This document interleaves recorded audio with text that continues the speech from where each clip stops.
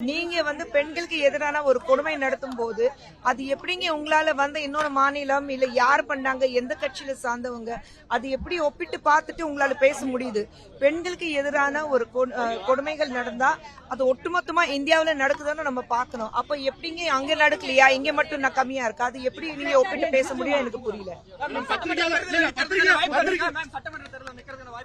அதெல்லாம் இப்ப பேச வேண்டாம். எத்தனை தொகுதி எந்தெந்த தொகுதி இன்னும் முடிவால தம்பி வந்ததுக்கு அப்புறம் பேசுறேன். பத்திரிகையாளர்கள் மீதும் தாக்குதல் தொடர்ந்து நடக்குது. கரூர்ல கூட பத்திரிகையாளர் மீது திமுக சட்டமன்ற உறுப்பினர் தாக்குதல் நடத்திருக்காரு. அந்த பத்திரிகையாளர்கள் மருத்துவமனையில் இருக்காங்க.